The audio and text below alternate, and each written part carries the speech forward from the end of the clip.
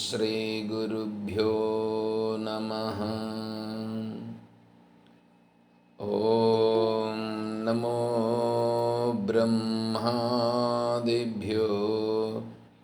బ్రహ్మ విద్యా సంప్రదాయకర్తృభ్యో వంశ ఋషిభ్యో మహద్భ్యో నమో గురుభ్యః. ఓం శంకారూపేణ మచ్చిత్తం పంకీకృతమభూద్యయా కిం కరీయస్య సా మాయా శంకరాచార్యమాశ్రయేత్. ఓం యుక్తాహారవిహారాయ వివిక్తస్థలవాసినే మలయాళయతేంద్రాయ బ్రహ్మనిష్ఠాయ తే నమః.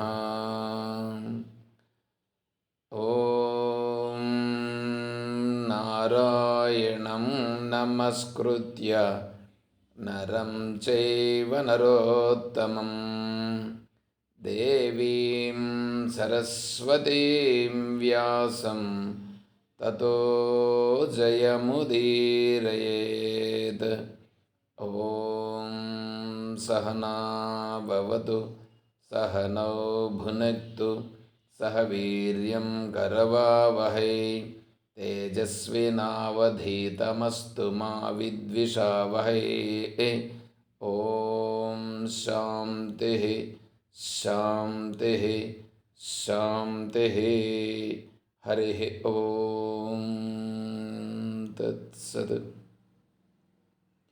పరిపూర్ణ పరబ్రహ్మస్వరూపులకు ప్రియాత్మ బంధువులారా, హరి ఓం. శ్రీ గురు ఓం.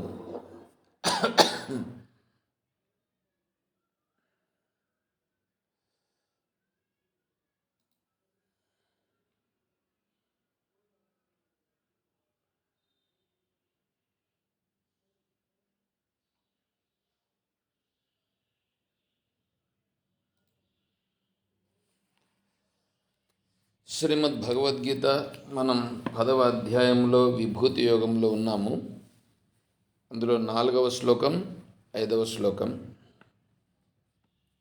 బుద్ధిజ్ఞానమసమ్మోహః క్షమా సత్యం దమఃశమః సుఖం దుఃఖం భవో అభావో భయం చాభయమేవ చ అహింసా సమతా తుష్టిః తపోదానం యశో యశః భవంతి భావా భూతానాం మత్త ఏవ పృథగ్విధాః. బుద్ధి జ్ఞానము మోహము, బుద్ధి జ్ఞానము మోహము లేని ప్రవృత్తి అంటే వివేకపూర్వకమైన ప్రవృత్తి, సహనము, సత్యము, బాహ్యేంద్రియ నిగ్రహము, అంతరింద్రియ నిగ్రహము, సుఖము దుఃఖము, పుట్టుక మరణము, భయము అభయము, అహింస, సమత్వము, సంతోషము, తపస్సు, దానము, కీర్తి అపకీర్తి అనే వేర్వేరు ప్రకారముల భావములు ప్రాణులకు నా నుండియే కలుగుచున్నవి. ప్రాణులకు నా నుండియే కలుగుచున్నవి. భవంతి భావ భూతానాం. భవంతి భూతములకు భవంతి, ఇదంతా వాళ్ళకు కలుగుచున్నాయి. ఎవరికి? ఈ భూతాలకన్నింటికి కూడా కలుగుతున్నాయి. మత్త ఏవ పృథక్ విదాహ. నా వలననే ఇది పృథక్ విదాహ.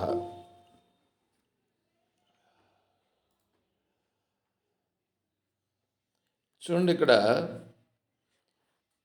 ఇంతకుముందు శ్లోకంలో యో మా మజమనాదించ వేత్తి లోకమహేశ్వరం అని అన్నాడు. అజం అనాది. అజం అంటే పుట్టుక లేనిది, అనాది అంటే ఆది లేనిది.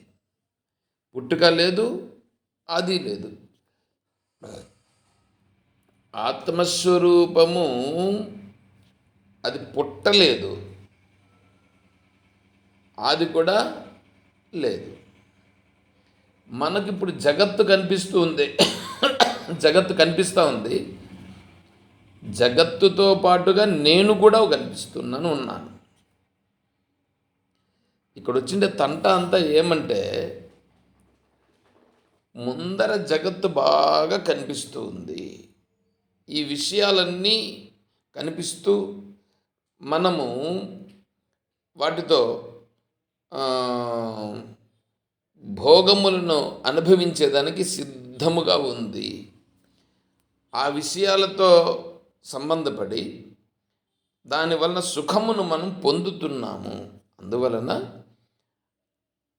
ఆ విషయములు నాకు కావాలని, ఆ విషయములతో సంబంధం లేకుండా ఎక్కడ పోతుందో అని, ఆ విషయములు ఎప్పుడూ నాతో పాటుగా కలిసి ఉండాలని, అలా కలిసి ఉంటే నేను సుఖంగా ఆనందంగా ఉంటానని, నాకే కాకుండా నాకు సంబంధించినటువంటి వాళ్ళు ఎవరైతే ఉన్నారో వాళ్ళందరికీ ఇవంతా ఇలా ఉంటే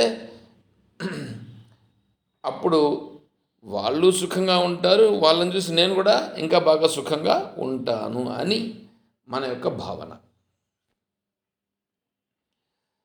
కానీ ఇక్కడ పరిస్థితి ఏంటంటే, అసలు ఆత్మస్వరూపమునకు పుట్టుకే లేదు అన్నప్పుడు, ఆది లేదు అన్నప్పుడు, దానిలో నుంచి ఇది ఇది ఈ జగత్ అనేటువంటిది ఏదైతే ఉన్నదో, ఈ జగత్ అనేటువంటిది ఆది ఉన్నది, అంతము కూడా ఉన్నది. ఎందుకంటే మీ అందరికీ ఒకటి తెలిసి ఉంటుంది, ప్రళయము అని విని ఉంటారు మీరు. ప్రళయమని వినున్నారా లేదా? ప్రళయమని వినుంటారు. ఈ ప్రళయం అనేటువంటిది వస్తుంది. అంటే ప్రళయం వచ్చిందంటే దేనికి వస్తుంది ప్రళయం? ఈ జగత్తుకే వచ్చేది. ఈ జగత్తంతా ప్రళయం అయిపోతుంది. అంటే ప్రళయం అయిపోతుంది అంటే ఇది లేకుండా పోతుందనే కదా అర్థం అక్కడ. ఇది లేకుండా పోతుంది.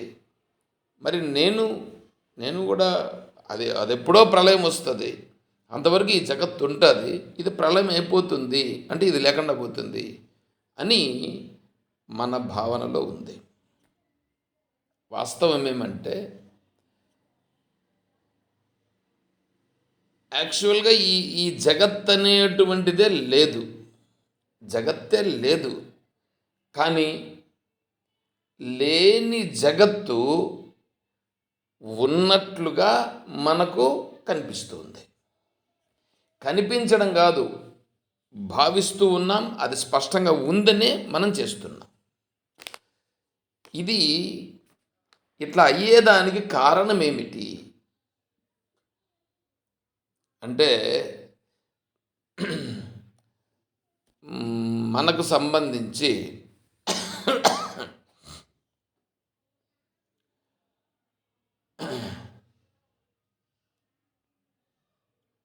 ప్రమాణ దోషము, ప్రమేయ దోషము, ప్రమాతృదోషము, తర్వాత సామాన్యాంశ అజ్ఞానము, విశేషాంశ జ్ఞానము, వీటి వలన మనకు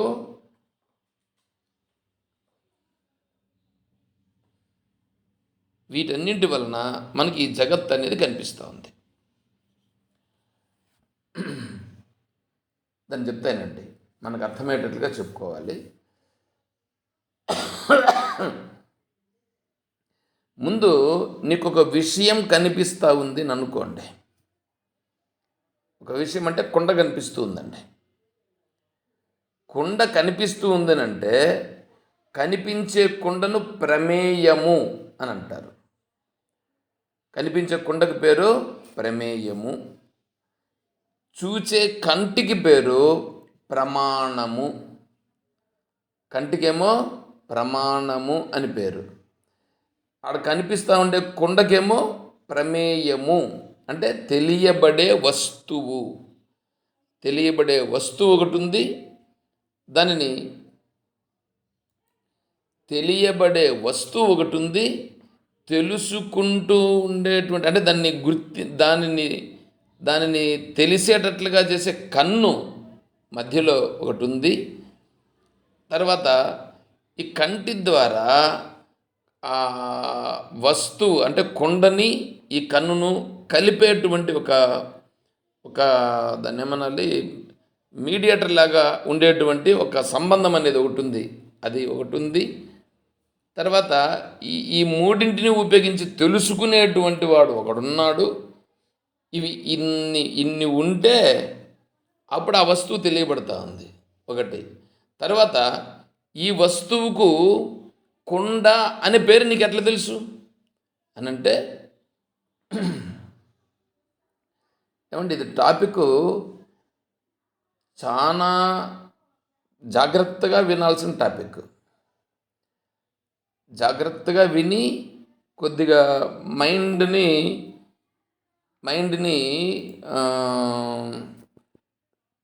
దానిపైన కాన్సన్ట్రేషన్ చేయండి. లేకపోతే ఏమవుతుందంటే ఇది అంత సులభంగా అర్థం కాదు. ఇప్పుడు తెలియబడే వస్తువు, తెలుసుకునేటట్లుగా చేసే పరికరం, ఈ రెండింటినీ కలిపేటువంటి సాధనం, ఈ కంటిని ఉపయోగించుకొని ఆ వస్తువుని తెలుసుకుంటూ ఉండేటువంటి వెనకాల ఉండేటువంటి తర్వాత ఆ వస్తువును చూసిన తర్వాత ఈ వస్తువు పలానా వస్తువు అని చెప్పేటువంటిది నీ వెనకాల ఉండేటువంటి ఇది పలానా వస్తువే అనేటువంటి భావనతో ఉండడం అనేటువంటిది ఈ మనస్సు యొక్క స్థితి. ఇప్పుడు ఇన్ని ఉంటేనే కదా నువ్వు కొండాను అన్నావు, లేకపోతే కొండాను ఊరికి అనగలుగుతావా నువ్వు? ఇంకొకసారి చెప్తానండి. తెలుసుకునే మనస్సు ఉంది. మనస్సు ఏం చేసింది? మనస్సు కంటి ద్వారా విషయమైనటువంటి కొండ వరకు వచ్చింది. ఏమంటే ఇప్పుడు నువ్వు కన్నుని ఇట్లా తిప్పామని అనుకోండి, కన్ను ఇట్లా తిప్పితే కన్ను ఎటువైపు ఉందో అక్కడ ఉండేటువంటి వస్తువులే కదా కనిపిస్తాయి మీకు. కంటికి ఎదురుగా ఉండే వస్తువులు కనిపిస్తాయా, కంటికి వెనకాల ఉండే వస్తువులు కనిపిస్తాయా?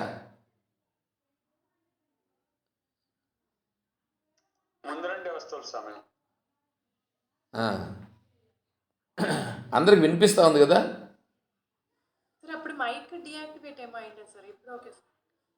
ఇప్పుడు ఓకేనా? సరే. అంటే ఈ కన్ను అంటే విషయం అనేటువంటిది చూడండి. ఆ విషయము తెలుసుకునేదానికి విషయం ఎట్లా తెలుసుకుంటాము అనేదాన్ని మీకు చెప్తున్నా ఇప్పుడు నేను. దీని వెనకాల మీరు క్లాస్ అంతా పూర్తిగా అయిన తర్వాత మీకు ఒక ఐడియా వస్తుంది. ఇప్పుడు ఎందుకు నేను ఇవంతా చెప్తున్నాను అనేదానికి. మనస్సు ఉంది.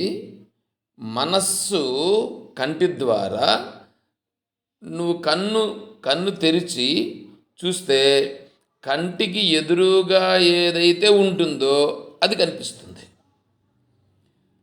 కంటికి ఎదురుగా ఉండేది ఏదైతే కనిపించిందో ఆ వస్తువును గుర్తించింది మనస్. దీనిలో ఆడ ఎదురుగా వస్తువు సక్రమంగా లేకపోయినా, లేదా చూచే కన్ను సక్రమముగా లేకపోయినా, లేదా తెలుసుకునేటువంటి వెనకాల ఉండేటువంటి మనస్సు అనేది ఒకటి ఉందే, ఆ మనస్సు కన్నా ఒకవేళ సక్రమంగా పనిచేయకపోయినా అప్పుడు ఇది పలానా వస్తువు అని తెలుసుకోవడం జరుగుతుందా అంటే అప్పుడు జరగదు. అప్పుడు ఇది పలానా వస్తువు అని తెలుసుకునుట స్పష్టంగా జరగదు.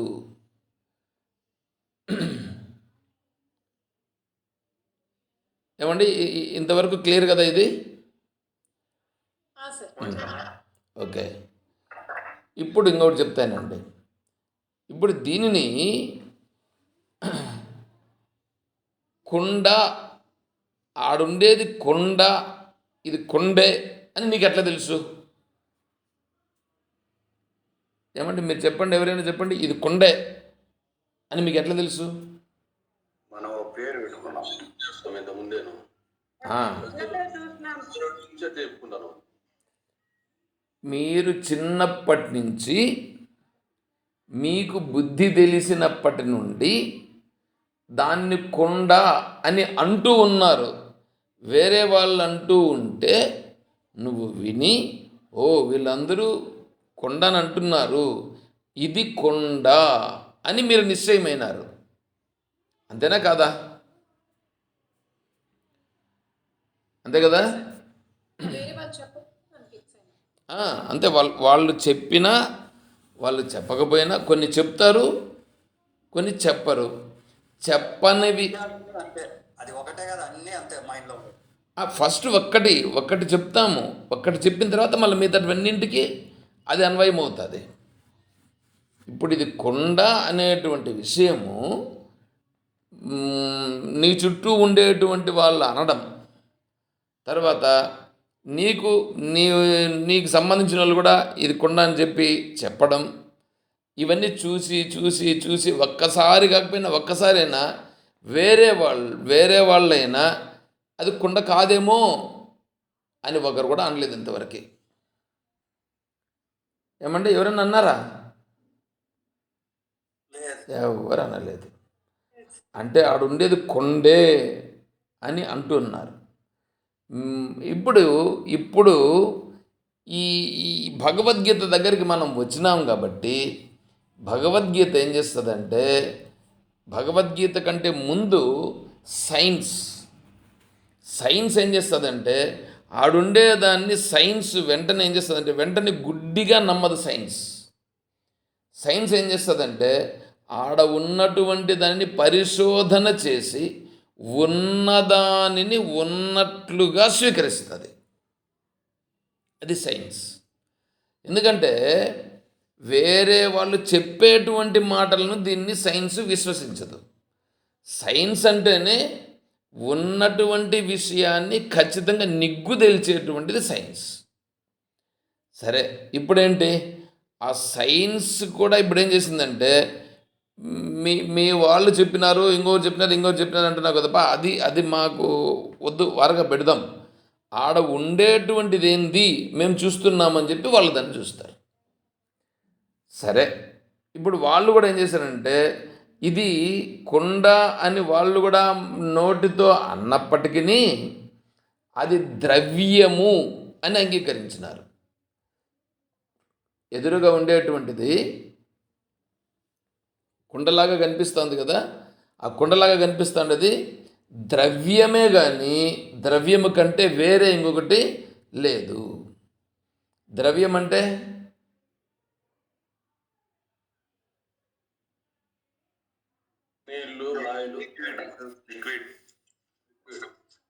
ద్రవం అంటే లిక్విడ్,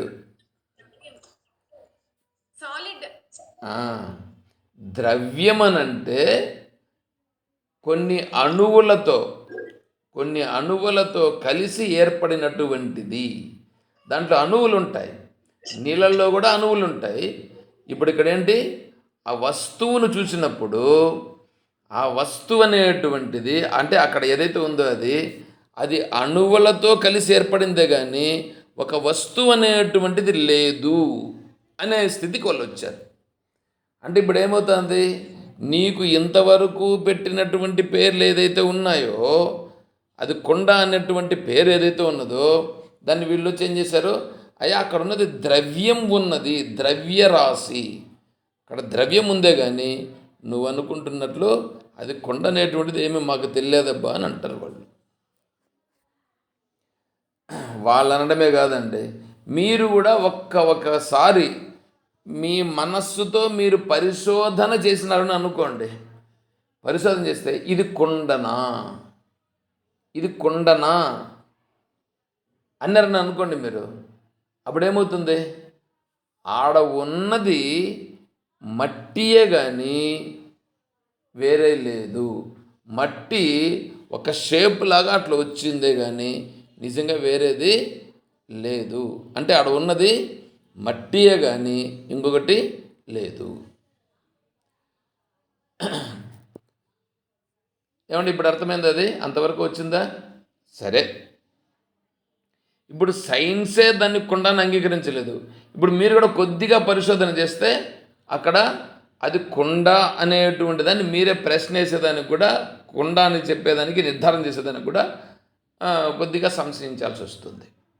సరే, ఇప్పుడు ఇంకేంటంటే మీరు ఇంకొద్దిగా ముందుకెళ్తే ఆడ ఉండేది ఏదో ఒకటి ఉంది, దానివలన నాకు ఉపయోగం ఉంది, దానిలో నేను నీళ్లు తెచ్చుకునే దానికి ఉపయోగపడుతుంది, కాబట్టి దానికి మేమందరూ కలిసి అందరూ గుర్తించేదానికి గాను ఒక పేరు పెట్టుకున్నాం. ఆ పేరు ఏంటంటే దానిని కొండ అని మేము పేరు పెట్టుకున్నాం. ఏమండి? ఇది ఇది ఇప్పుడు ఎట్లుంది? ఇది జరిగిండేది ఇదేనా? ఇంక వేరేమన్నా జరిగిందా చెప్పండి? ఇదే జరిగింటుంది సార్. జరిగింటాది కాదు, ఇప్పుడు జరుగుతున్నది కూడా ఇదే. ఇప్పుడు జరుగుతున్నది కూడా అదేగా.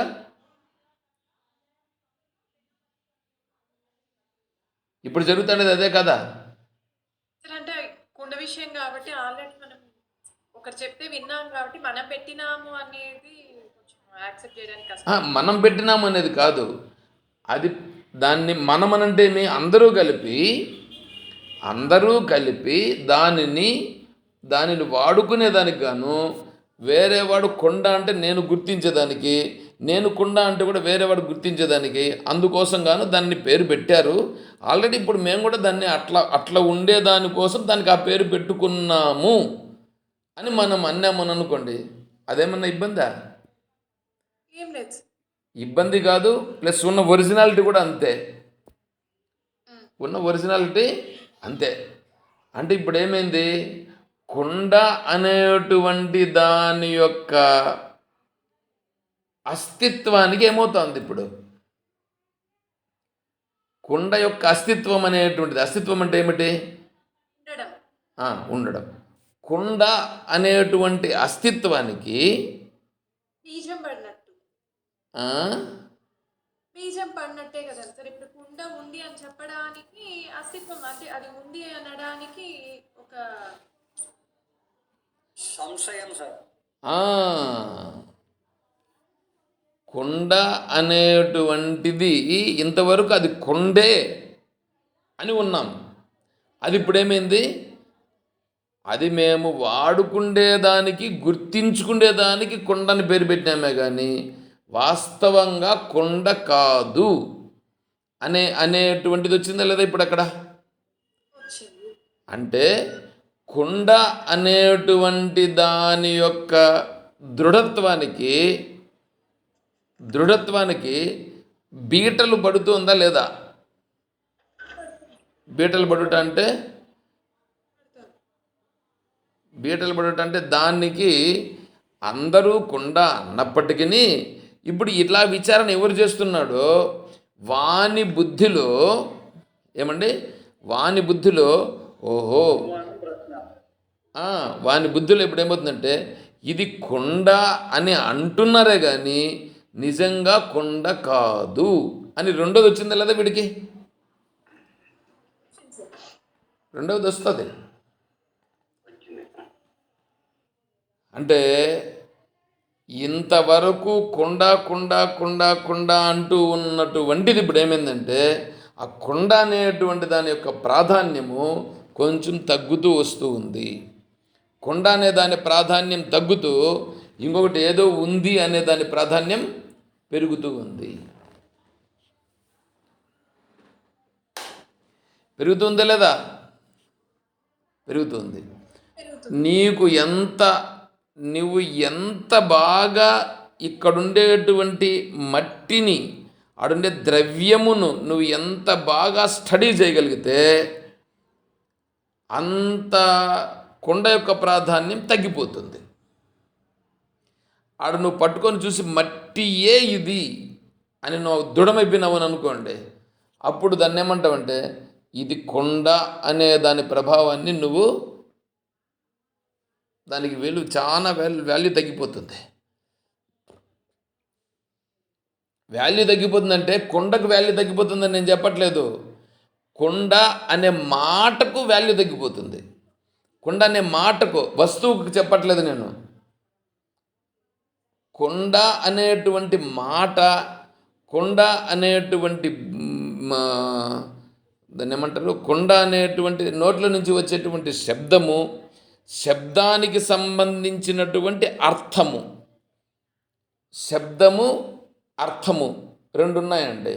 ఇప్పుడు శబ్దం అనేది కొండ అనింది, కొండ అనే లోపలనే నీ మనసులో ఇదొక ఆకారం అనేటువంటిది నీకు వచ్చింది. ఆకారం అనేటువంటిది వచ్చిందే, అది వచ్చేసి రూపం. ఇప్పుడు మనం ఏం చేసినామంటే ఈ శబ్దమునకు ఆ రూపమును, శబ్దము రూపము రెండు ఒకటే, శబ్దము రూపము రెండు ఒకటి. కానీ మనం ఏం చేసామంటే ఇప్పుడు ఆ శబ్దమును రూపమును మనం అంటూనే ఆడ యథార్థంగా ఉన్నది ఏమిటి అని చూస్తే యథార్థంగా ఉన్నది మట్టి. యథార్థంగా ఉన్నది మట్టి, బాగా తేలిపోయింది వీడికి. అప్పుడేమంటావు, దాన్ని ఏమంటావు అంటే మట్టి అని అంటూనే మట్టి కొండ అంటావు. మట్టిని అంటూనే దీన్ని నువ్వు వాడుకలో ఉండదు కాబట్టి వేరే వాడు గుర్తించాలనే ఉద్దేశం చేత మట్టి కొండ అంటావు. అంటే కొండకు ప్రాధాన్యం ఏమైపోయింది? కొండకు ప్రాధాన్యము చాలా మటుకు తగ్గిపోయి మట్టికి ప్రాధాన్యం పెరిగింది. ఎందుకు? ఉన్న యథార్థతను గుర్తించేటప్పటికీ మనం వాడుకలో ఉన్నటువంటిది ఏదైతే ఉందో ఆ వాడుకలో ఉండే దాని ప్రాధాన్యం తగ్గిపోతుంది. వాడుకలో ఉండే ప్రాధాన్యం తగ్గిపోతుందంటే నువ్వు మాట్లాడే మాట, దానికి సంబంధించినటువంటి అర్థము, అవి రెండు ఏమున్నాయో దాన్ని నువ్వు కూడా మాట్లాడతావు. నువ్వు కూడా కొండనే అంటావు, కొండ కాదని నువ్వు అనవు. కొండ అనే మాటని, కొండ అనే శబ్దంని ప్రయోగిస్తావు. కానీ నీ బుద్ధిలో ఏముంటుందంటే ఇది కొండ కాదయ్యా మట్టి అని నీ బుద్ధిలో స్థిరపడుతుంది. అంతకుముందు ఎట్లనుంది? మట్టి అనే భావన నీకు అది ఎక్కడో ఉంటుంది, కానీ కొండ అనేటువంటి భావన ఎక్కువగా ఉంటుంది. టాపిక్ అర్థమవుతుంది కదా మీకు? టాపిక్ అర్థం కాకపోతే కొంచెం ఇబ్బంది అవుతుంది. టాపిక్ అర్థం చేసుకోవాలి. ఇప్పుడేంటంటే నేనేమంటున్నానంటే ఈ ద్రవ్యం అనేటువంటి దాని యొక్క స్థితి నీకు ఎప్పుడైతే బాగా స్పష్టమైపోతే అప్పుడు దానిని ద్రవ్యమనే పిలవడం అనేది, ఇప్పుడు సైన్స్ ఏం చేస్తుందంటే సైంటిఫిక్ నేమ్స్ కొన్ని పెట్టింటుంది. అది సైంటిఫిక్ నేమ్స్ ఉంటాయి. ఆ సైంటిఫిక్ నేమ్స్ వచ్చేటప్పటికి ఈ లోకంలో పిలిచేటువంటి పేర్లు ఉన్నాయే ఆ పేర్లన్నీ వారగలిపోతాయి. ఈ సైంటిఫిక్ నేమ్స్ అనేటువంటివి నువ్వు ఎక్కడ పోయినా, నువ్వు భారతదేశంలో పిలిచినా, భారతదేశంలో ఎన్నో రాష్ట్రాలు ఉన్నాయి, ఇన్ని రాష్ట్రాల్లో ఏ మారుమూలకు వెళ్ళినా సైంటిఫిక్ నేమ్ అంటే అదే వస్తుంది. నువ్వు ఢిల్లీకి పోయినా సైంటిఫిక్ నేమ్ అంటే అదే ఉంటుంది. భారతదేశంలోనే కాదు, ఇతర దేశాలకు వెళ్ళి నువ్వు అమెరికా వెళ్ళినా, లండన్ వెళ్ళినా, ఫ్రాన్స్ వెళ్ళినా, జర్మనీ వెళ్ళినా, లేదా ఇంకా ముస్లిం కంట్రీస్కి వెళ్ళినా, లేకుంటే ఇంకా వేరే కంట్రీస్ ఏవైనా ఉంటే అక్కడికి వెళ్ళినా, నువ్వు ఎక్కడికన్నా వెళ్ళండి, సైంటిఫిక్ నేమ్లో మార్పు అనేది ఉండదు. అంటే సైంటిఫిక్ అనేటప్పటికీ సైన్స్ అనేటువంటి దానికి ఒక పేరు పెట్టింది, ఆ పేరుతోనే అందరూ పిలుస్తారు. అంటే ఇప్పుడు కూడా ఆడేమైంది, ఆ సైంటిఫిక్ అనేటువంటిది ఉన్న యథార్థతను వాళ్ళు ఒక పేరు పెట్టి దాన్ని ఇది అని చెప్పారు, దాన్ని ఇది అని చెప్పారు.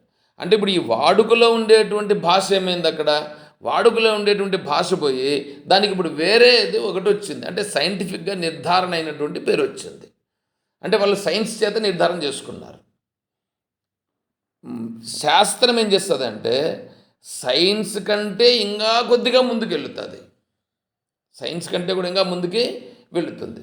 ఈ సైన్స్ కంటే ఇంకా ముందుకు వెళ్ళినప్పుడు పరిస్థితి ఏంటంటే, ఇప్పుడు ద్రవ్యం ఉందండి.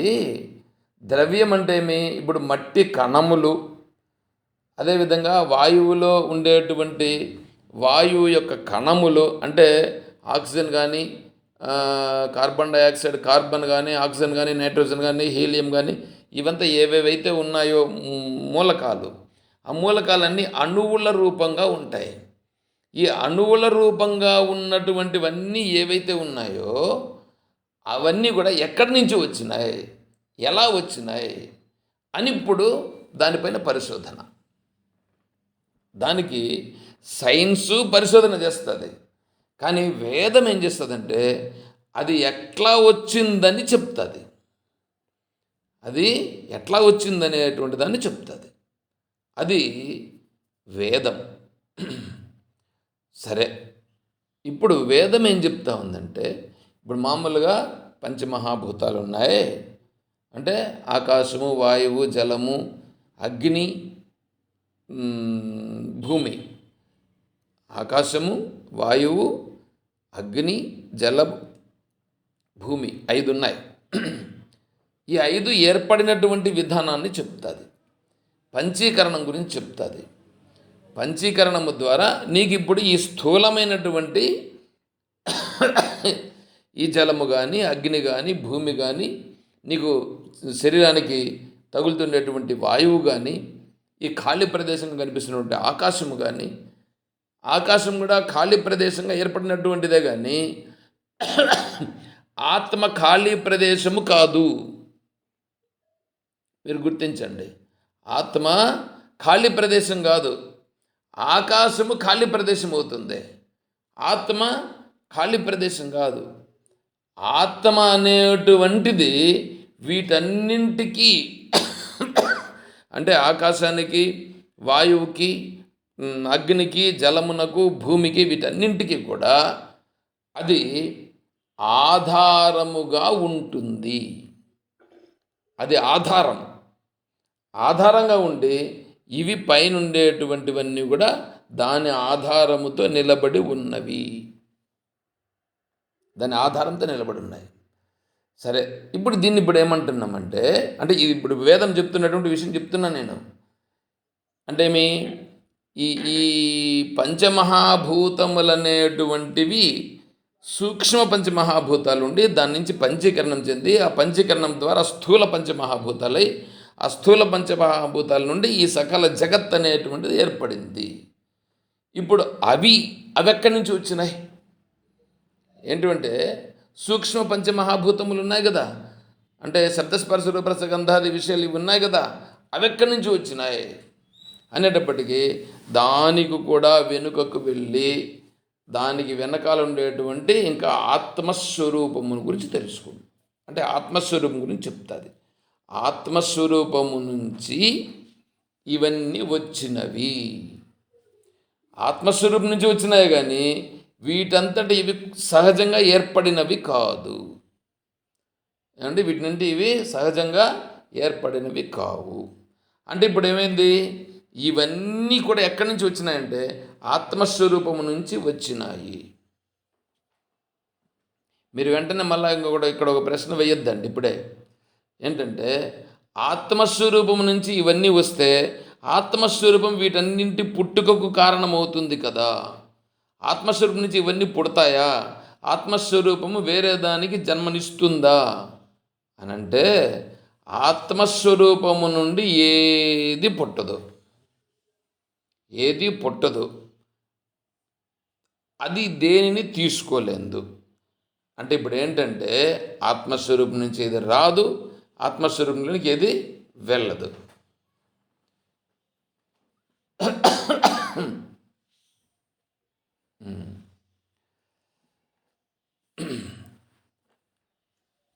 ఇప్పుడు ఈ ఆత్మస్వరూపం అనేటువంటిది ఆధారము, అధిష్టానము అని అంటారు.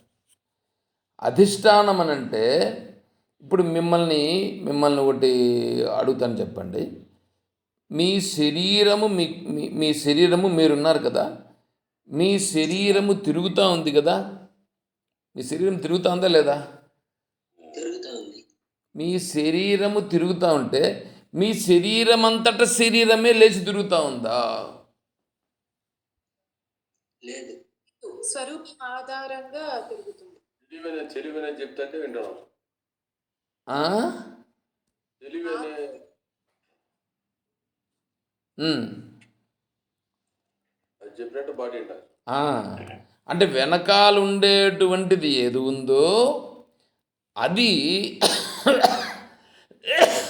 అంటే ఇప్పుడు మనస్సు అని అనుకోండి, మీరు మనస్సులో సంకల్పించుకున్నారు, నేను క్లాసుకు రావాలి అని సంకల్పించుకున్నారు, మీరు క్లాస్కి వచ్చారు. మీరు లేచి నడుద్దాము అని అనుకున్నారు, లేచి నడుస్తారు. అంటే ఇప్పుడు శరీరం నడుస్తూ ఉందా, శరీరము వెనకాలుండేటువంటిది నడిపిస్తూ ఉందా అంటే శరీరం అంతటా శరీరము నడవడం లేదు అని తెలిసిపోతుందిగా. వెనకాల ఉండేది నడిపిస్తాను. ఆ, అంటే ఇప్పుడు వెనకాల ఉన్నటువంటిది ఏదో అది ఆధారము, ఇది ఆధేయము, దానిపైన ఆధారపడి ఉన్నది ఇది. ఏది? ఈ శరీరం అనేటువంటిది శరీరమునకు వెనకాలన్నటువంటి మనస్సు పైన ఆధారపడి ఇది ఉన్నది. ఇది పైన ఉన్నటువంటి కోట్, ఇది వెనకాల మనస్సు అనేటువంటిది వెనకాలండి. ఈ ఈ మనస్సు ఆధారముతో శరీరం నిలబడి ఉండి మనస్సు ఎట్లా చెప్పితే అట్లా చేస్తూ ఉంది ఈ శరీరం. శరీరము ఎట్లా చేస్తూ ఉంది అనేదానికంటే మనస్సే ఈ శరీరం పైన కూర్చొని స్వారీ చేస్తూ ఉంది. అంటే మనస్సే ఆధారంగా ఉండి ఇది నిలబడి ఉంది. కానీ మనకు చూస్తే, డైరెక్ట్గా చూస్తే మనకు కనిపించేది శరీరం కనిపిస్తుంది కానీ మనస్సు కనిపించదు. అదే విధముగా ఇప్పుడు అంటే ఇప్పుడు ఇక్కడ మనస్సు అనేటువంటిది మీకు మనస్సు అనేటువంటిది నీ యొక్క వెంట్రుకల దగ్గర నుంచి కాలి గోరి దగ్గర వరకు ఎక్కడైనా నీకు కనిపిస్తుందా? ఎక్కడ కనిపించదు. ఎక్కడ కనిపించదు, కానీ అంతా ఉండేది అదే. ఏది? మనస్సే. అంటే మనస్సుని మీకు రెండు రకాలుగా పరిచయం చేస్తాను. ఒకటి సూక్ష్మ రూపంగా, ఇంకొకటి స్థూల రూపంగా. సూక్ష్మ రూపంగా ఉండేటువంటి మనస్సు అది వెనకాల సూక్ష్మంగా ఉంటుంది. స్థూల రూపంగా ఉండే మనస్సు దగ్గరకు వచ్చేటప్పటికి ఏంటంటే మెదడు రూపంగా మనస్సు ఉంటుంది. అంటే ఆ మనస్సు యొక్క పని జరగాలనంటే మెదడు రూపంగా వచ్చి ఆ మెదడు నుంచి ఈ శరీర రూపంగా అన్నింటికి మెసేజెస్ పాస్ చేస్తూ ఆ మనస్సు అనేటువంటి దాని పని జరుగుతూ ఉంటుంది. ఇప్పుడు అంటే ఏమైంది? మనస్సుకి రెండింటిని చెప్పినాం. మనస్సు సూక్ష్మం ఒకటి, స్థూలం ఒకటి. ఆ సూక్ష్మం అనేటువంటిది వెనకాల ఉంటుంది, స్థూలం అనేటువంటిది ఇప్పుడు మెదడు రూపంగా ఉండి ఆ మెదడు నుంచి నీ శరీరానికి సంబంధించిన వాటన్నింటినీ పాస్ చేస్తూ ఈ శరీరాన్ని నడిపిస్తూ ఉంటుంది. ఇది రెండవది. ఇప్పుడు దీన్ని ఏం చెప్పచ్చునంటే ఈ మనస్సే మెదడు రూపముగా ఉన్నది. ఏమంటే మనస్సే మెదడు రూపంగా ఉన్నది. ఆ మెదడు రూపంగా పనిచేస్తున్నటువంటి ఆర్డర్స్ అన్నీ పాస్ అవుతున్నటువంటివన్నీ కూడా దేని నుంచి పాస్ అవుతున్నాయి? మనస్సు నుండినే పాస్ అవుతున్నాయి. పాస్ అవుతున్నాయంటే పాస్ అంటే ఆడ నిలిపేయడం అని కాదు. దాని నుంచి ఆర్డర్స్ అన్నీ జారీ చేయబడి అవంతా ఇక్కడ నడుస్తున్నటువంటిదంతా కూడా వెనకాల ఉన్నటువంటి దాన్ని ఏమంటారు, రిమోట్ కంట్రోల్ లాగా మనస్సు వెనకాల రిమోట్ లాగా ఉంటే ఆ మనస్సు యొక్క రిమోట్ నుంచి మెదడు పనిచేస్తూ ఆ మెదడు కూడా ఇప్పుడు మనస్సే అయ్యి ఆ మెదడు నుంచి ఈ శరీరంలో ఉండేటువంటి సకల శరీర అవయవ భాగాలన్నింటినీ కూడా ఆ మనస్సే నీకు కిందికి వెళ్ళి ఆర్డర్స్ ద్వారా అదే పనిచేస్తున్నది. ఏమండి? ఇది ఇది మీ అందరికి కూడా అంగీకారమే కదా? మీ అందరికీ కూడా బాగా అర్థమవుతుండేటువంటి విషయం అది. అంటే ఇప్పుడు ఈ శరీరము మనస్సేనా లేదా మనస్సు కంటే శరీరం వేరేనా అంటే శరీరము నువ్వు పేరుకు శరీరం అంటున్నావే కానీ నిజంగా అది శరీరం కాదు, మనస్సే. నిజంగా ఇప్పుడేమనల్లా దాన్ని మనస్సే అనల్లా. కానీ మనస్సు అంటే వేరే కదా అనేటువంటిది మనకు బాగా అయిపోయి మనస్సు వేరే ఉంది, ఈ శరీరం వేరే అని మనం అనుకుంటున్నాం. సరే, నువ్వు అనుకున్నా ఆ వెనకాలన్నటువంటి మనస్సు ఉందే, ఆ మనస్సే దానికి సంబంధించినటువంటిది ఏమేమైతే అనుభవించాలని అనుకుంటుందో దానికి సరిపోయేటువంటి పరికరాన్ని ఇక్కడ తెచ్చుకునింది. అది దానికి సరిపోయే పరికరం అదే అయ్యింది ఆ మనస్సులో. ఇప్పుడు మీరు ఆ, చపాతీ చేసుకునే దానికి చపాతీ పిండి తీసుకున్నారండి. చపాతీ పిండిలో ఆ, ఏంటంటే అవి ఆ, నీరు ఆ, నీరు కథ వద్దు, ముందు చపాతీ పిండిని గురించి చెప్తున్నా. గోధుమ పిండి, ఆశీర్వాద గోధుమ పిండి ఒకటి ఉంటుంది. గోధుమ పిండి కదా, ఆ? అది కూడా గోధుమ పిండి కదా. స్పెషల్ నువ్వు చపాతీలు తింటావా? స్పెషల్ గోధుమలు సపరేట్గా నువ్వు చపాతీలు తింటావా? తింటా. ఎప్పుడెప్పుడు తింటావు?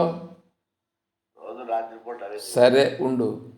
చపాతీకి వాడే పిండి ఉంది కదా, ఆ చపాతీకి వాడేటువంటి పిండి ఆశీర్వాద్ గోధుమ పిండి ఒకటి ఉంటుంది. ఇంకా వేరే వెరైటీస్ ఆఫ్ పిండిలు ఉన్నాయా లేదా? ఏమేమి పిండిలు ఉన్నాయి చెప్పండి అమ్మగారు. పిల్స్బరీ, అన్నపూర్ణ, పిల్స్బర్రీ,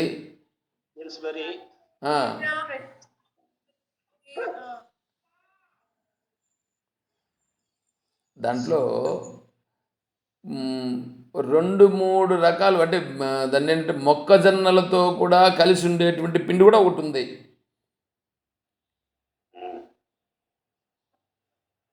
గోధుమ పిండిలో గోధుమ పిండి ఒక్కటి కొన్ని మిల్లెట్స్ కూడా కలిపి అట్లా కూడా హోల్ గ్రెయిన్ వీట్ అని అట్లని ఇట్లని కొన్ని రకరకాల కాంబినేషన్స్ తో కూడా వదులుతారు. ఇప్పుడు చపాతీ అనేటువంటిది ప్యూర్ గోధుమలతో చేసేటువంటి చపాతీ ఒకటి వస్తుంది. కానీ ఇప్పుడు ఈ పిండిలో వచ్చేటప్పుడు ఏంటంటే మనం గోధుమలు తీసుకొని గోధుమలు మిషన్కి వేసి కొట్టించుకునేంత పరిస్థితి ఇప్పుడు లేదు. అందువలన ఏంటి, ఆ గోధుమల ప్లేస్లోనే గోధుమ పిండి వస్తూ ఉంటే అన్నపూర్ణ గోధుమ పిండి వేరే, ఇంకా పిల్స్బర్రీ ఇవి ఉన్నాయి చూడండి, దీంట్లో గ్రైన్స్ ఉండేటువంటి పిండి ఒకటి ఉంటుంది. అది ఈ పిండిలో దాంట్లో 3-4 వెరైటీస్ కలిసి ఉంటాయి ఆ పిండిలో. దాంట్లో ఇప్పుడు మైదా పిండి అంటారు చూడండి, మైదా పిండి కూడా ఎక్కడి నుంచి వస్తుంది? గోధుమల నుంచినే మైదా పిండి కూడా వస్తుంది. కానీ మైదా పిండి ద్వారా చేసేటువంటిది గోధుమలతో చేసేటువంటి చపాతీ వేరువేరుగా ఉంటుంది. ఇప్పుడు రీఫైండ్ ఫ్లోర్, ఇప్పుడు ఆ టైపు ఈ టైపు 2 మిక్స్ చేస్తారు దీంట్లో. ఇవి 2 కాకుండా మొక్కజొన్న పిండి కూడా దాంట్లో కొన్ని కలిపి ఉంటారు. ఇట్లా ఇవన్నీ కలిపి ఇదొక పిండి ఉంటుందండి. నేను ఇది ఎందుకు చెప్తున్నా, గడ్డలతో తయారైందంటారు. గడ్డలు మైదా పిండి గడ్డలతో తయారైంది అంటారు. కాదులే, అది మిక్సింగ్ ఉంటుందిలే. ఇప్పుడు ఇక్కడ విషయం ఏమంటున్నానంటే, ఇప్పుడు మీరు చపాతీ పిండి తీసుకునేదానికి వెళ్ళినప్పుడు మీరు తీసుకునే పిండిని అనుసరించి ఆ పిండిలో ఉండేదే చపాతీకి అవుతుందా? ఆ పిండి కంటే చపాతీ వేరుగా ఉంటుందా? పిండిలో ఉండేదే అవుతుంది. పిండియే చపాతీగా ఉంటుంది. ఆ పిండియే చపాతీ, పిండి కంటే చపాతీ వేరుగా లేదు. ఇప్పుడు మీరు చెప్పండి, పిండి కంటే చపాతీ వేరుగా లేనప్పుడు మీ మనస్సు కంటే మెదడు వేరుగా ఉంటుందా? అంటే మనస్సే మెదడైనది. మనస్సే మెదడైనప్పుడు ఆ మనస్సే ఈ శరీరం కూడా ఉందా లేదా? మనస్సే శరీరం. అంటే మనస్సు యొక్క స్థూల రూపం శరీరమైనది. ఏమంటే అర్థమవుతుందా? మనస్సు యొక్క స్థూల రూపమే శరీరమైనది. అంటే మనస్సే మెదడుగా వచ్చింది. ఆ మనస్సే మెదడుగా వచ్చి ఆ మనస్సులో ఉండే సంస్కారాలను అనుసరించి ఈ మెదడులో భావాలు కలిగి భావాలను అనుసరించి ఈ శరీరము ద్వారా అది నెరవేరుస్తున్నది. ఉమ్, సరే, బాగానే ఉంది, బాగానే ఉంది. ఇప్పుడు ఈ మనస్సు అందరికీ ఒకటిగా ఉందా లేదు. అంటే లేదు.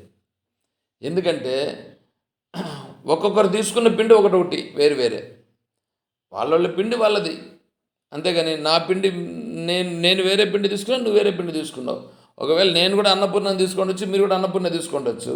అయితే నేను చేసే విధానం వేరే, మీరు చేసే విధానం వేరే. నేను తీసుకున్నటువంటి అన్నపూర్ణ పిండికి దాంట్లో ఏంటంటే నేను కొన్ని కలుపుకుంటాను, మీరు కొన్ని కలుపుకుంటారు. తద్వారా ఆ పిండి మెటీరియల్ ఒకటే, కానీ దాని నుంచి వచ్చినటువంటి చపాతీ సైజులు, దాని నుంచి చపాతీ యొక్క దానికి నేను వేసేటువంటి కాంబినేషను, దానివలన నా దగ్గర ఉండేటువంటి దాని యొక్క చపాతీ యొక్క టేస్ట్ మారిపోతుంది, మీ దగ్గర ఉండే దాని యొక్క చపాతీ యొక్క టేస్ట్ మారిపోతుంది. అదేవిధంగానే ఈ మనస్సు అనేటువంటిది ఉందే, ఎవరెవరు చేసుకున్నటువంటి కర్మలను ఎవరెవరు మనస్సులో పెట్టుకున్నారు, ఎత్తిపెట్టుకున్నారే, ఆ ఎత్తిపెట్టుకున్నటువంటి కర్మలను సంస్కారాలను అనుసరించి వాళ్ళ మనస్సులు వేరు వేరే. మెటీరియల్ ఒకటే, చపాతీ పిండి ఒకటే, కానీ వాళ్ళు చేసుకునే చపాతీలు వేరు వేరు కదా. ఆ చపాతీల్లో వాళ్ళు కలుపుకునేటువంటివి ఆ వస్తువులను బట్టి దాని టేస్ట్ మారిపోయింది కదా. అదే విధముగానే ఇక్కడ కూడా ఏంటంటే మనస్సు అందరిది ఒక మెటీరియల్తో తయారు చేయబడిన వాళ్ళు దానిలో వేసుకున్నటువంటి విషయాలను సంస్కారాలను బట్టి ఆ మనస్సు వేరైపోతుంది. అంటే మనస్సు ఆలోచన చేసే విధానం, దాని భావాలు అవన్నీ వేరు వేరైపోతాయి. ఇప్పుడు మీరు చెప్పండి, ఇప్పుడు ఇవన్నీ జరుగుతున్నాయి కదా, ఇవన్నీ జరుగుతూ ఉందంటే ప్రపంచంలో ఏదైతే జరుగుతున్నాయో అవన్నీ జరుగుతూ ఉంటుంది మనస్సుతో జరుగుతూ ఉందా, లేకపోతే ఇంక వేరే దేంతో అయినా జరుగుతూ ఉందా? మనస్సుతోటి. అంటే ఇప్పుడు జరుగుతుండేది అంతా మనస్సే. నువ్వు ఏమైనా జరగని, పుణ్యకార్యం జరగని, పాపకార్యం జరగని, విచారణ జరగని, విచారణ లేకుండా ఉండని, ఆత్మ విచారణ చేయని, ధ్యానం చేయని, ధ్యానం చేయకుండా ఉండని, ఇవన్నీ చేస్తూ ఉండేదంతా కూడా మనస్సే. అంతా మనస్సేనండి. ఏమన్నా ఇంతవరకు అర్థమైంది కదా, బాగానే అర్థమైందిగా. అంటే ఈ మనస్సు కంటే వేరే ఇంకొకటి లేదు అనేది అర్థమైపోయింది ఇప్పుడు మీకు. ఒకడు ఆనందపడినా మనస్సే, ఒకడు దుఃఖపడినా మనస్సే, ఏమి జరుగుతూ ఉన్నా ఒకరిని ముంచేసినా మనస్సే, ఎలక్షన్లో నెగ్గినా మనస్సే, ఎలక్షన్లో ఓడిపోయినా మనస్సే. ఇవన్నీ మనస్సేనండి. మనస్సు కంటే అతిరిక్తంగా ఏమీ లేదు. మనస్సే ఇదంతా. ఇక్కడ జరుగుతూ ఉన్నదంతా మనస్సే. ఇక్కడి నుంచి ఇక్కడి వరకు మీకు అర్థమైనటువంటిది బాగానే ఉంటుంది. ఇక్కడ వరకు బాగానే అర్థమైందిగా. ఇంక అర్థమయ్యేది కష్టం. ఇంక అర్థమవుతుందే, ఇక్కడి నుంచి నెక్స్ట్ పోతాం చూడండి, అది కొద్దిగా ఇంకా బాగా వినాల్సి ఉంటుంది. ఎందుకంటే ఈ మనస్సు స్వతహాగా పనిచేస్తుందా, ఈ మనస్సు స్వతహాగా పనిచేస్తుందా అని అంటే మనస్సు స్వతహాగా పనిచేయదు. మనసు స్వతహాగా పనిచేయదు. మరి అది ఎట్లా పనిచేస్తుందంటే వెనకాలన్నటువంటి చైతన్యము వలన పనిచేస్తుంది. వెనకాల నుండి చైతన్యం, ఇదంతా మాకు తెలిసిందే కదా స్వామి, దీనంతా మీరు ఎందుకు ఇంత ఈ గంట సేపు టైం వేస్ట్ చేశారని అంటారా? ఏమంటే మీకు తెలిసిన దానికంటే వేరే ఏమన్నా చెప్పినాను నేను? కానీ అర్థం చేసుకోవాలి కదా, మాకు మేమే అర్థం చేసుకోలేం కదా. అది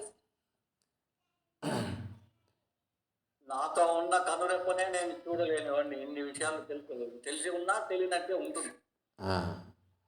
కానీ నేను ఇప్పుడు చెప్పేది ఏంటంటే, ఈరోజు నేను ప్రవేశపెట్టింది ఏంటంటే మనస్సు కంటే వేరుగా ఏమీ లేదు అని ప్రవేశపెట్టాను నేను. మీరు గుర్తించండి, శరీరము మనస్సు రెండింటిని వేరువేరుగా కదా చెప్తా వచ్చా నేను ఇంతకుముందు. కానీ ఇప్పుడు కంటే వేరే ఏది లేదు. మనస్సు కంటే వేరే లేదు. ఇక్కడ జరుగుతూ ఉండేటివన్నీ దేంతో ఏమి ఏ మనస్సే జరుగుతుంది. ఇక్కడ మనస్సే చేస్తుంది, మనస్సే అట్లా ఉంది. మనస్సు కంటే భిన్నముగా ఏమీ లేదు. మనస్సు కంటే భిన్నంగా అతిరిక్తంగా వేరే ఏమీ లేదండి. వేరే వాళ్ళు ఏం చేసినా, వేరే వాళ్ళు ఎట్లా ఉండినా, నీకేమన్నా జరిగినా, వేరే వాడికి ఏమన్నా జరిగినా, ఒకవేళ నువ్వు వేరే వాళ్ళతో ఏదైనా అన్నా, వేరే వాళ్ళ నుంచి నువ్వు ఏదైనా పొందినా, అంత మనస్సు యొక్క వ్యవహారం. కానీ మనస్సు కంటే కించిత్తు కూడా వేరే లేదు. ఇంతవరకు ఉందాం. రేపు మళ్ళీ నేను దీన్ని కంటిన్యూ. స్వామి ఇప్పుడు ఇక్కడ ఆ? వేరే వేరే మనసులు ఉన్నాయి అని వస్తుంది స్వామి. మనస్సులు వాళ్ళది వేరు వేరే మనస్సు. చెప్పినాం కదా, చపాతీ పిండి చేసుకునేదానికి వాళ్ళు చపాతీ పిండి తెచ్చుకున్నప్పటికీ చపాతీ పిండి ఒకటే కావచ్చు. అందరూ అన్నపూర్ణ పిండినే తీసుకొని ఉండొచ్చు. కానీ ఆ అన్నపూర్ణ పిండిని ఇంటికి తీసుకెళ్ళిన తర్వాత ఒకడు ఎర్రగడ్డలు కలుపుకుంటాడు, ఇంకొకటి దానికి ఇంకోటి ఏందో కలుపుతాడు, ఏంటేంటో కలుపుతాడు. ఒకటి రీఫైండ్ ఆయిల్ కలుపుతాడు, ఇంకోటి ఏందో కలుపుతాడు, ఏంటేంటో కలుపుతారు. దాంట్లో వాళ్ళు రకరకాలుగా చేసుకుంటూ ఉంటారు. ఒకడు పెరుగు కలిపి చేస్తాడు, ఏంటేంటో అరటి పండ్లు కలుపుతారు. ఇవన్నీ కలిపి చేస్తున్నారు కదా. వాళ్ళు చేసేటువంటి విధానం మారిపోతుంది. తద్వారా దాని టేస్ట్ కూడా మారిపోతుంది. కాబట్టి మనస్సు ఎక్కడ తీసుకున్నా మెటీరియల్ మనస్సే. కాకపోతే ఒకే మనస్సు కాదు ఇది. ఇక్కడ ఎవడెవడి మనస్సు వాడిదే. కానీ మనస్సుకి మెటీరియల్ మాత్రం ఒకటే. కానీ ఆ మనస్సు మెటీరియల్ ఒకటి. ఆ మనస్సులో వేసిన సంస్కారాలను బట్టి ఆ మనస్సు ప్రవర్తిస్తూ ఉంటుంది. ఆ మనస్సులో వేసిన సంస్కారాలను బట్టి ఆ మనస్సు ఆయా రకములుగా ఉంటుంది. ఆ మనస్సులో వేసి ఉండే సంస్కారాలను అనుసరించి ఆ శరీరాలు అలా ఉంటాయి. అంటే మనస్సులో ఉండే సంస్కారాలను అనుసరించే ఆ మనస్సును బట్టే ఆ శరీరాన్ని చూస్తేనే ఆ మనస్సును మనం చెప్పేసేయచ్చు. అదంటే విషయం. గోధుమ పిండి ఒకటే, నెయ్యి వేసి చేస్తే ఒక రుచి వస్తుంది, ఆయిల్ వేసి చేస్తే ఒక రుచి వస్తుంది, పామ్ ఆయిల్ వేసి చేస్తే ఒక రుచి వస్తుంది, అరటిపండు వేసి చేస్తే ఒక రుచి వస్తుంది. కానీ గోధుమ పిండి ఒకటే, మనసేం ఒకటే.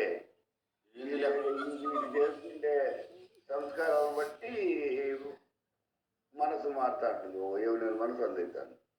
ఏం శేఖర్ రెడ్డి గారు, ఏం ఆయిల్ లేకుండా కలిసి వాళ్ళు ఉన్నారు సార్. ఆయిలే లేకుండా కూడా మొత్తం నీళ్లు మాత్రం వేసుకొని చేసుకునే వాళ్ళు కూడా ఉన్నారు కదా.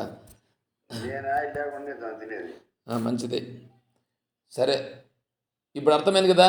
అందరి మనస్సులు చూడండి, మెటీరియల్ ఒకటే, మనస్సు మెటీరియల్ ఒకటే. కానీ మనస్సులో ఉండేటువంటి వాటి వలన ఆ మనస్సు అలా అలా అలా ప్రవర్తిస్తూ ఉంటుంది. వాళ్ళు భార్య కావచ్చు, భర్త కావచ్చు, పిల్లలు కావచ్చు, తల్లి కావచ్చు, తండ్రి కావచ్చు, ఇంకోటి కావచ్చు, బామర్ది కావచ్చు, బావ కావచ్చు, ఇంకెవరైనా కూడా కావచ్చు. కాబట్టి వీళ్ళు వేరువేరుగా ఉన్నప్పటికీ మెటీరియల్ ఒకటే. కానీ దాంట్లో ఉన్న సంస్కారాలు మాత్రం వేరు. సో ఇది ఆ సంస్కారాలను అనుసరించి ఆ మనస్సు అట్లా ప్రవర్తిస్తున్నది. ఓకే, దీన్ని మళ్ళీ కంటిన్యూషన్గా రేపు చేద్దాం.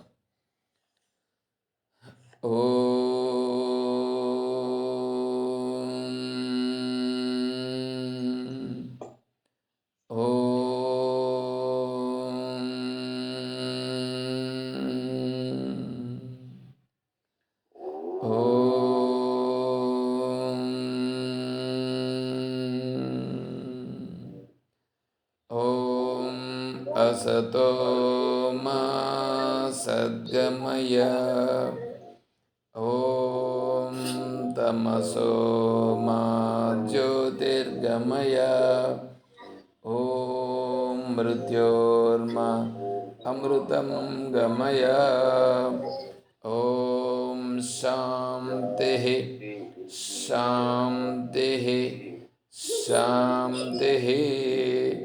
ఓం తత్సత్. ఓం సర్వం శ్రీ సద్గురుచరణారవిందార్పణమస్తు. ఓం జై బోలో శ్రీకృష్ణ పరమాత్మకి, జై బోలో గీతా మాతాకి, జై బోలో భక్త మండలికి.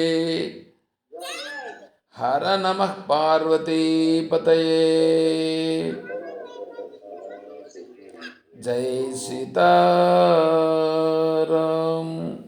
హరి ఓం తత్సత్. ఓం హరి ఓం.